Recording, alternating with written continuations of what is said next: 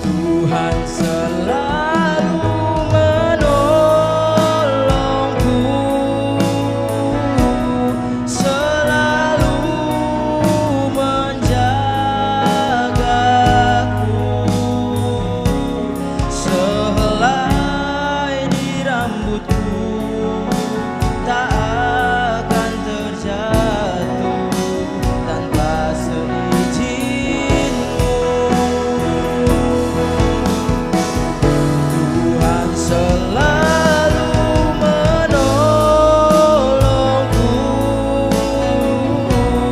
selalu menjagaku.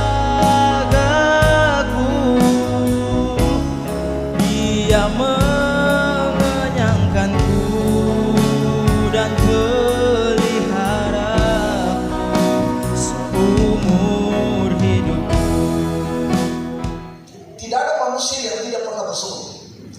Kalau saudara mau jujur, saya tidak tahu, mungkin saudara bisa bilang hampir setiap hari orang bersungguh. Ya, tidak ada manusia yang terluput dari hal persungguhan. Nah, sekarang kenapa Allah tidak mau kita bersungguh? Ya, saudara, karena perhatikan hal ini. Karena persungguhan itu adalah salah satu dari 5 dosa yang dilakukan oleh bangsa Israel yang membuat saudara Allah sangat membenci Israel. Ya, jadi saya ulangi saudara, persungguhan itu adalah salah satu dari 5 dosa yang dilakukan Israel ketika mereka dibawa Allah keluar dari Mesir untuk masuk ke tanah Kanaan, dan mereka ada 40 tahun berputar-putar di padang gurun, dan di situ saudara mereka melakukan ada 5 dosa. Ya, Paulus menyurat kepada orang Korintus dan dia berpesan tentang bagaimana Israel menjadi suatu peringatan. Kenapa? Karena mereka adalah bangsa yang saudara dibebaskan Allah dari Mesir itu di bawah perlindungan Allah melalui tiang awan dan tiang api selama perjalanan di padang gurun itu. Mereka semua telah melewati masa-masa yang sangat luar biasa dengan Allah. Tetapi ayat 5 bilang begini saudara. Coba kita perhatikan ayat 5, 1 Korintus 10, 2, 3. Tetapi sungguh pun demikian, Allah tidak berkenan kepada bagian yang terbesar dari mereka, karena mereka ditewaskan di padang gurun. Saudara tolong sebentar, saya mau sampaikan di sini. Yang keluar dari Mesir untuk menuju ke tanah Kanaan, saudara, itu ada lebih daripada 1 juta orang.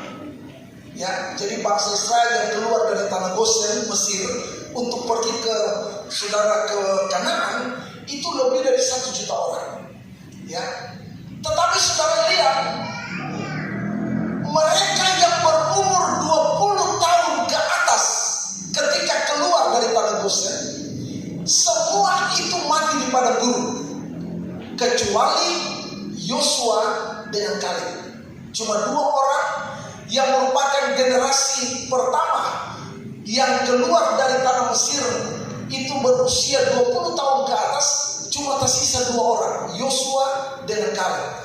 Selebihnya yang masuk ke tanah Kanaan itu adalah mereka yang waktu keluar dari Mesir itu belum mencapai 20 tahun. Ya, sehingga saudara, Allah, kenapa Allah saudara harus membinasakan mereka yang berumur lebih dari 20 tahun ke atas ini di padang gurun selama 40 tahun? Satu generasi saudara Allah tumpas di sana. Kenapa? Karena 5 dosa. Perhatikan saudara ya. Lihat hal ini saudara. Yang pertama perhatikan ayatnya yang ke-6. Ayo kita lihat ayat 6. Sama-sama 3. Semuanya ini telah terjadi sebagai contoh bagi kita untuk memperingatkan kita supaya jangan kita menginginkan hal-hal yang jahat seperti yang telah mereka perbuat. Jadi hal pertama yang dilakukan oleh bangsa Israel yang Allah akhirnya mesti musnahkan mereka, menewaskan mereka di padang gurun, itu karena menginginkan hal-hal jahat. Itu pertama, ya. Hal yang kedua, ayat 7, 2, 3. Dan supaya jangan kita menjadi penyembah berhala. Hal kedua yang dilakukan oleh orang Israel yang ketika mereka ada di padang gurun adalah mereka menjadi penyembah berhala. Kenapa, saudara? Waktu Musa ada di Gunung Sinai 40 hari saja, saudara, bangsa Israel memaksa Harun, saudara, dan Hur untuk membuat patung lembu emas dan mereka menyembah sebagai Allah mereka, ya. Sehingga saudara, Harun dan Hur akhirnya membuat patung lembu emas. Nah, saudara, artinya saudara, mereka menjadi penyembah berhala. Yang kemudian saudara lihat dalam ayatnya yang ke-7, ayat 8 saudara. Yang ketiga, 2, 3. Janganlah kita melakukan percabulan seperti yang dilakukan oleh beberapa orang dari mereka, sehingga pada satu hari telah tewas 23.000 orang. Hal ketiga yang dilakukan oleh bangsa Israel adalah mereka melakukan percabulan. Jadi menginginkan hal jahat, menyembah berhala, percabulan. Itu yang ketiga, ya. Yang keempat, saudara lihat ayatnya yang ke-9, 2, 3. Dan janganlah kita mencobai Tuhan seperti yang dilakukan oleh beberapa orang dari mereka, sehingga mereka mati di pagi bulan. Itu hal keempat yang dilakukan oleh bangsa Israel di padang gurun.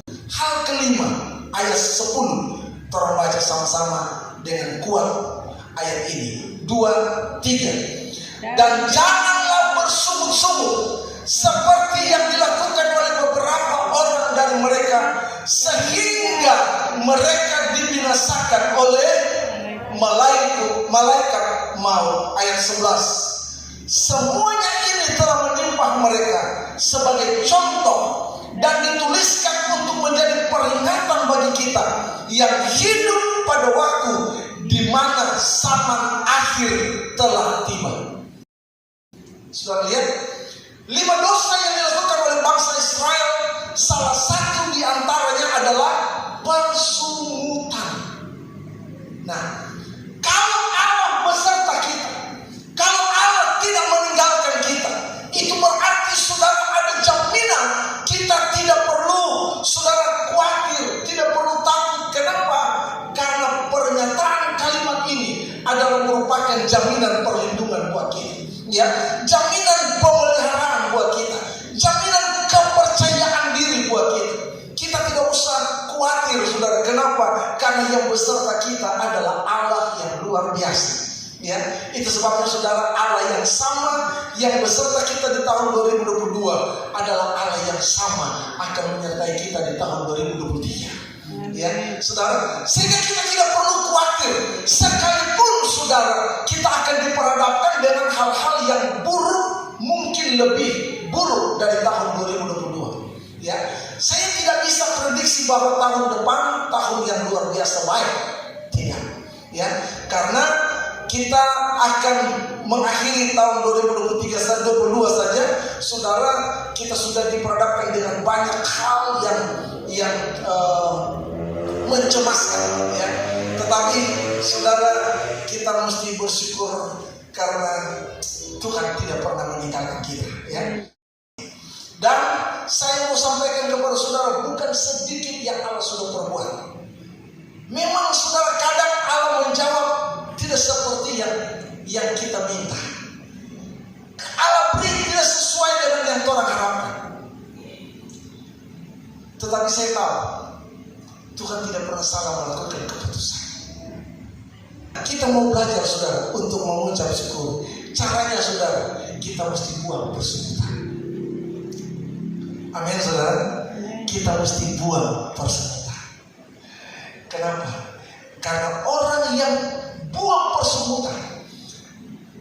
mengucap syukur kepada Tuhan adalah orang yang sama dengan sedang berkata kepada Tuhan, yang Engkau buat, yang Engkau izinkan, yang Engkau luaskan, yang Engkau rancangkan, itu terbaik. Dan Tuhan tidak pernah keliru. Ya, sebab itu saudara, di akhir khotbah perenungan akhir tahun ini, saya mau berkata, kita coba periksa diri kita. Adakah kita mengucap syukur? Kalau kita bersyukur sepanjang tahun 2022 malam ini, jangan kasih tinggal di tahun 2022 dengan tetap bersyukur. Tapi di akhir tahun ini kita mau berkata, Tuhan, saya mau bersyukur kepada Tuhan. Kita mau mengucap syukur karena Dia Allah yang baik. Amin. Tuhan selalu menolongku, selalu menjagaku,